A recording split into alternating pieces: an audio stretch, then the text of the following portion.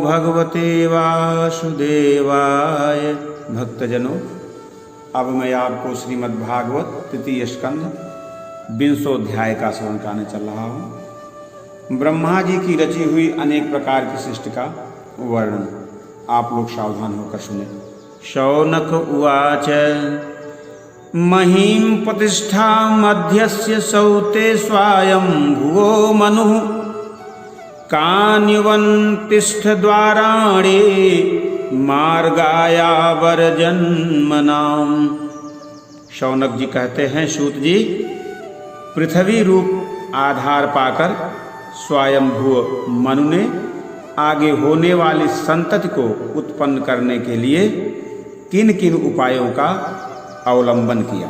छत्ता महाभागवतः कृष्णस्यैकान्तिकः सुहृत् यस्तज्या जाग्रत जम कृष्णे सापत्यमघवानिति। विदुर जी बड़े ही भागवत भक्त और भगवान श्री कृष्ण के अनन्य सुहृद थे, इसलिए उन्होंने अपने बड़े भाई धृतराष्ट्र को उनके पुत्र दुर्योधन के सहित भगवान श्री कृष्ण का अनादर करने के कारण अपराधी समझकर त्याग दिया था। द्वैपायनादनुवरो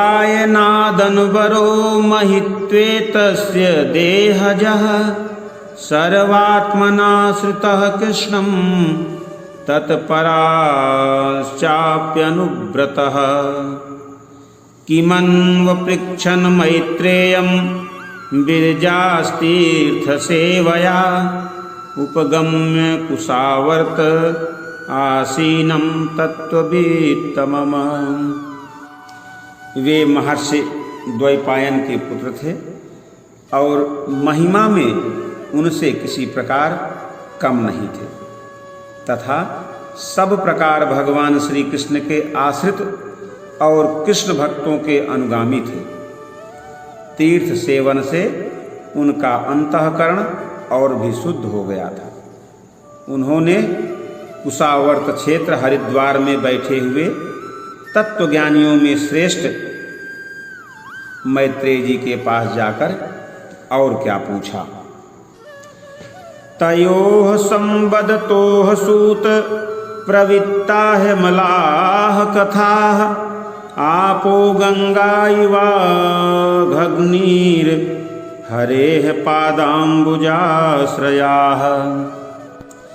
सूत जी, उन दोनों में वार्तालाप होने पर श्रीहरि के चरणों से संबंध रखने वाली बड़ी विचित्र कथाएं हुई, जो उन्हीं चरणों से निकले हुए गंगा जल के समान संपूर्ण पापों का नाश करने वाली होंगी। सूत जी, आपका मंगल हो। आप हमें भगवान की वे पवित्र कथाएं सुनाइए। प्रभु के उदार चरित्र तो कीर्तन करने योग्य होते हैं। भला ऐसा कौन रसिक होगा जो श्रीहरि के लीलामृत का पान करते करते तृप्त हो जाए। एवमुग्र स्रवाः पृष्ठ ऋषिभिर्नैमिषायनैः भगवत्यर्पिताध्यात्म स्थानाः श्रूयतामिति। नैमिषारण्यवासी मुनियों के इस प्रकार पूछने पर उग्र सवासूत जी ने भगवान में चित्त लगाकर उनसे कहा, सुनिए। सूत उवाच हरेर्धृतक्रोडतनयोः समाया निशम्य गोरुधरणं रसातलात् लीलां हिरण्याक्षमवज्ञया हतं संजात हर्षो मुनिमाह भारतः। सूत जी ने कहा, मुनिगण, अपनी माया से वराह रूप धारण करने वाले श्रीहरि की रसातल से पृथ्वी को निकालने और खेल में ही तिरस्कार पूर्वक हिरण्याक्ष को मार डालने के लीला सुनकर विदुर जी को बड़ा आनंद हुआ और उन्होंने मुनिवर श्रेष्ठ मैत्रेय जी से कहा। विदुर उवाच प्रजापतिपतिः सृष्ट्वा प्रजा सर्गे प्रजापतीन् किमारभत में ब्रह्मन् प्रभूय व्यक्त मार्गवित। विदुर जी ने कहा, ब्रह्मन, आप परोक्ष विषयों को भी जानने वाले हैं, अतः यह बतलाइए कि प्रजापतियों के पति श्री ब्रह्मा जी ने मरीच आदि प्रजापतियों को उत्पन्न करके फिर सृष्टि को बढ़ाने के लिए क्या किया। ए मरीच्यादयो विप्रायस्तु स्वयं भुवो मनुः ते वै ब्रह्मण आदेशात् कथमेतद्भावयन्। मरीच आदि मुनीश्वरों ने और स्वयंभू मनु ने भी ब्रह्मा जी की आज्ञा से किस प्रकार प्रजा की वृद्धि की। सद्वितीयाः किम सृजन स्वतंत्रा उत कर्मसु आहोस्वित संहताः सर्व इदमस्म संकल्पयन्। क्या उन्होंने इस जगत को पत्नियों के सहयोग से उत्पन्न किया या अपने अपने कार्य में स्वतंत्र रहकर अथवा सबने एक साथ मिलकर इस जगत की रचना की। मैत्रेय उवाच दैवेन दुर्वितक्केण परेणा निमिषेण च जातक्षो भागवतो महान् आसीद गुणत्रयात्। श्री मैत्रेय जी ने कहा, विदुर जी, जिसकी गति को जानना अत्यंत कठिन है, उस जीवों के प्रारब्ध, प्रकृति के नियंता पुरुष और काल, इन तीन हेतुओं से तथा भगवान की सन्निधि से त्रिगुणमय प्रकृति में क्षोभ होने पर उससे महतत्व उत्पन्न हुआ। रजः प्रधानान् महतस्त्रिलिंगो दैवचोदिदात् जातः ससर्ज भूतादिर् वीर्यदादीनि पंचशः। दैव की प्रेरणा से रजः प्रधान महतत्व से वैकारिक सात्विक, राजस और तामस तीन प्रकार का अहंकार उत्पन्न हुआ। उसने आकाशादि पांच पांच तत्वों के अनेक वर्ग प्रकट किए। वे सब अलग अलग रहकर भूतों के कार्य रूप ब्रह्मांड की रचना नहीं कर सकते थे, इसलिए उन्होंने भगवान की शक्ति से परस्पर संगठित होकर के एक सुवर्ण वर्ण अंड की रचना की। सोस इष्टाभिसलिले अंडकोशो निरात्मकः साग्रम वै वर्ष सहस्रम मनवासीतम ईश्वरः। वह अंड चेतना शून्य अवस्था में 1000 वर्षों से भी अधिक समय तक कारणाब्धि के जल में पड़ा रहा। फिर उसमें श्री भगवान ने प्रवेश किया। तस्य नाभेर्भूतपद्मं सहस्रार्को रुदिधिते सर्वजीव विनाकार्यो कौ यत्र स्वयंभूस्वराट।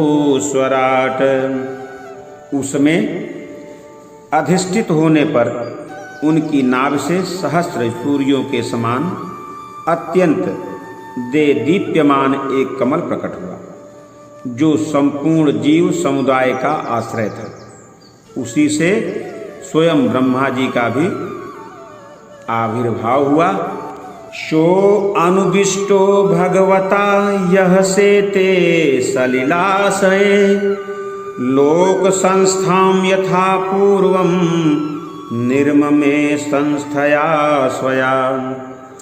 जब ब्रह्मांड के गर्भ रूप जल में शयन करने वाले श्री नारायण देव ने ब्रह्मा जी के अंतःकरण में प्रवेश किया, तब वे पूर्व कल्पों में अपने ही द्वारा निश्चित की हुई नाम रूपमयी व्यवस्था के अनुसार लोकों की रचना करने लगे। ससर्ज छाया विद्याम पंच परवाणम अग्रतः तामिश्रमन्धता मिश्रम तमो मोहो महातमः।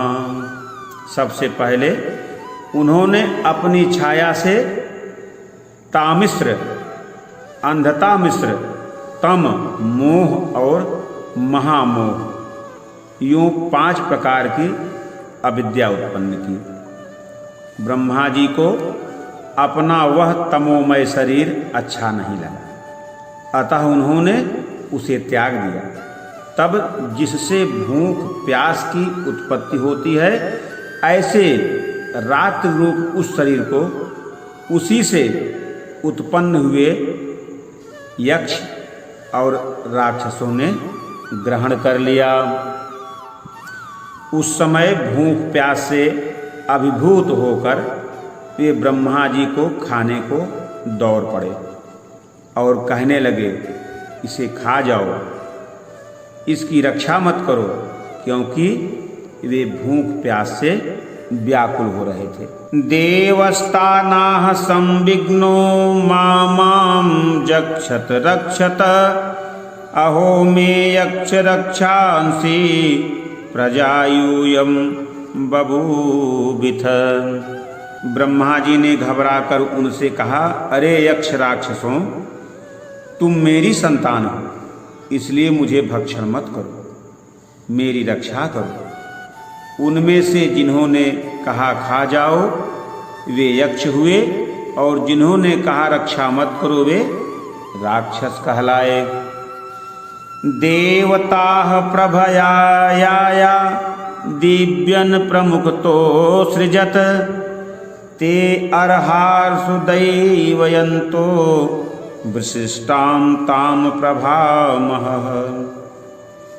फिर ब्रह्मा जी ने सात्विकी की प्रभा से दे दीप्यमान होकर मुख्य मुख्य देवताओं की रचना की। उन्होंने क्रीड़ा करते हुए ब्रह्मा जी के त्यागने पर उनका वह दिन रूप प्रकाशमय शरीर ग्रहण कर लिया। देवो देवान् जघनतः सृजति स्माति लोलुपान् त एनं लोलुपतया मैथुनायाभिपेदिरे। इसके पश्चात ब्रह्मा जी ने अपने जघन देश से कामासक्त असुरों को उत्पन्न किया। वे अत्यंत कामलोलुप होने के कारण उत्पन्न होते ही मैथुन के लिए ब्रह्मा जी की ओर चले। ततो हसन स भगवान सुरैर्निरपत्रपैः अनवीयमानस्तरसा क्रुद्धो भीतः परापतत। यह देखकर पहले तो वे हंसे, किंतु फिर उन निर्लज्ज असुरों को अपने पीछे लगा देखकर भयभीत और क्रोधित होकर बड़े जोर से भागे। स उपव्रज्य वरदम प्रपन्नार्तिहरम हरिम अनुग्रहाय भक्तानाम अनुरूपात्मम दर्शनम। तब उन्होंने भक्तों पर कृपा करने के लिए उनकी भावना के अनुसार दर्शन देने वाले शरणागत वत्सल वरदायक श्री हरि के पास जाकर कहा, पाहि मां परमात्मस्ते पेषणेनासृजं प्रजाः त इमां यभितुं पापा उपाक्रामन्ति मां प्रभो। परमात्मन, मेरी रक्षा कीजिए, मैंने तो आपकी ही आज्ञा से प्रजा उत्पन्न की थी, किंतु यह तो पाप में प्रवृत्त होकर मुझको ही तंग करने चली है। नाथ, एकमात्र आप ही दुखी जीवों का दुख दूर करने वाले हैं, और जो आपकी चरण शरण में नहीं आते उन्हें दुख देने वाले भी एकमात्र आप ही हैं।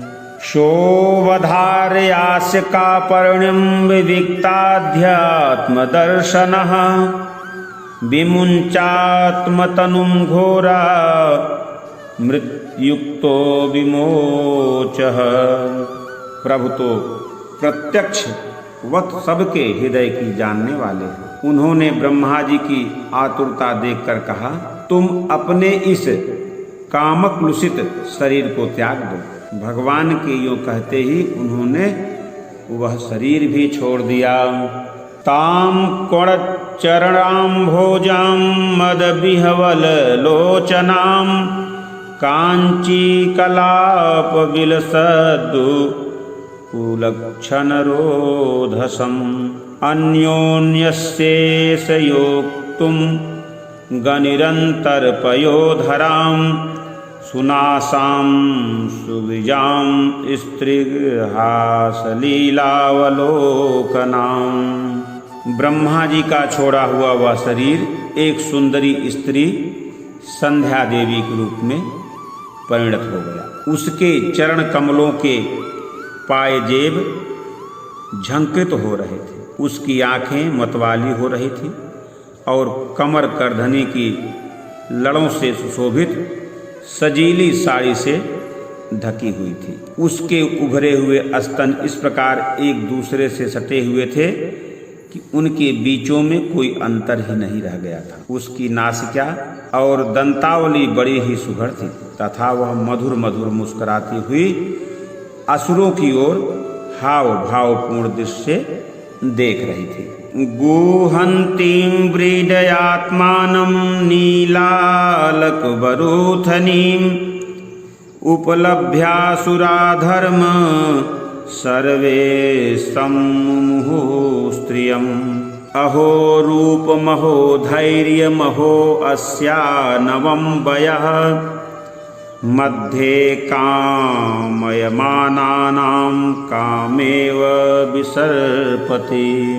वह नीली नीली अलकावली से सुशोभित सुकुमारी मानो लज्जा के मारे अपने अंचल में ही सिमटी हुई जाती थी। विदुर जी, उस सुंदरी को देखकर सब के सब असुर मोहित हो गए। अहो, इसका कैसा विचित्र रूप, कैसा अलौकिक धैर्य और कैसी नई अवस्था है। देखो, हम काम पीड़ितों के बीच में यह कैसी बेपरवाह सी विचर रही है। वितर्कयन्तो बहुधा तां संध्यायां प्रमदाकृतिम् अभिसंभाव्य विस्त्रम्भात पर्यपृच्छन् कुमेधसः। इस प्रकार उन कुबुद्धि दैत्यों ने स्त्री रूपणी संध्या के विषय में तरह तरह के तर्क वितर्क करके फिर उसका बहुत आदर करते हुए प्रेम पूर्वक पूछा, सुंदरी, तुम कौन हो और किसकी पुत्री हो? भामिनी, यहाँ तुम्हारे आने का क्या प्रयोजन है? तुम अपने अनूप रूप का यह बेमोल सौदा दिखाकर हम अभागों को क्यों तरसा रही हो?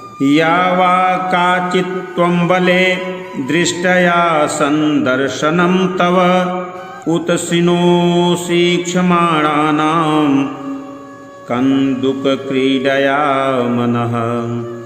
अबले तुम कोई भी क्यों ना हो, हमें तुम्हारा दर्शन हुआ, यह बड़े सौभाग्य की बात है। तुम अपनी गेंद उछाल उछाल कर जो हम दर्शकों के मन को मथे डालती हो। सुंदर, जब तुम उछलती हुई गेंद पर अपनी हथेली की थपकी मारती हो, तब तुम्हारा चरण कमल एक जगह नहीं ठहरता। नैकत्र ते जयति शालिनी पाद पद्मं ध्यन्त्या मुहुः करतल लेन पतत्पतंगम मध्यम विसीदति बृहस्तनभारभीतं शान्तेव दिष्टिरमला सुशिखा समूहः। तुम्हारा कटिप्रदेश स्थूल स्तनों के भार से थक सा जाता है और तुम्हारी निर्मल दृष्टि से भी थकावट झलकने लगती है। अहो, तुम्हारा केश पास कैसा सुंदर है। इति सायन्तनीं संध्याम् असुराः प्रमदायतीं प्रलोभयन्तीं जगृहुर्मत्वा मूढ़धियः स्त्रियम्। इस प्रकार स्त्री रूप से प्रकट हुई उस सायंकालीन संध्या ने उन्हें अत्यंत कामासक्त कर दिया और उन मूढ़ों ने उसे कोई रमणी रत्न समझकर ग्रहण कर लिया। प्रहस्य भाग गंभीरम जिघ्रन्त्यात्मानमात्मना कांत्या ससर्ज भगवान गंधर्वाप्सरसां गणान। तदनंतर ब्रह्मा जी ने गंभीर भाव से हंसकर अपनी कांतमयी मूर्ति से, जो अपने सौंदर्य का मानो आप ही आस्वादन करती थी, गंधर्व और अप्सराओं को उत्पन्न किया।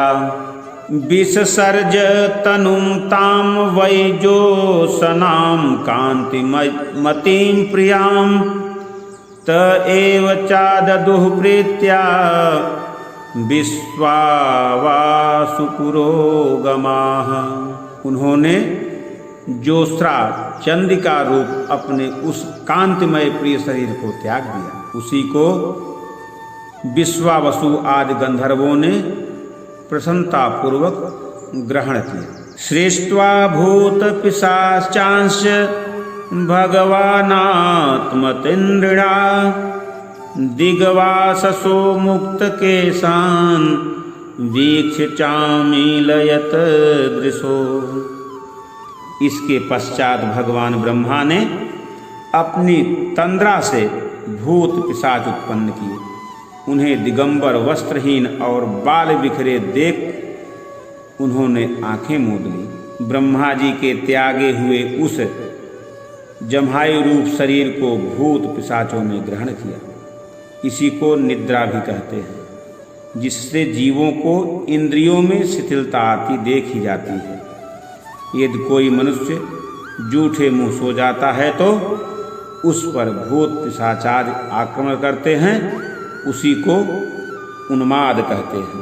ऊर्जस्वन्तं मनयमान आत्मानं भगवान् नजः साध्यान् गणान् पितृगणान् परोक्षेणासृजत प्रभु।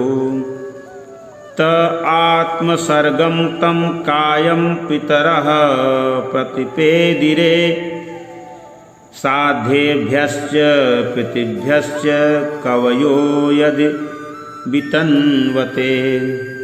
फिर भगवान ब्रह्मा ने भावना की कि मैं तेजोमय हूँ और अपने अदृश्य रूप से साध्यगण एवं पितृगण को उत्पन्न किया। पितरों ने अपनी उत्पत्ति के स्थान उस अदृश्य शरीर को ग्रहण कर लिया। इसी को लक्ष्य में रखकर पंडित जन श्राद्धादि के द्वारा पितर और साध्य गणों को क्रमशः कव्य पिंड और हव्य अर्पण करते हैं।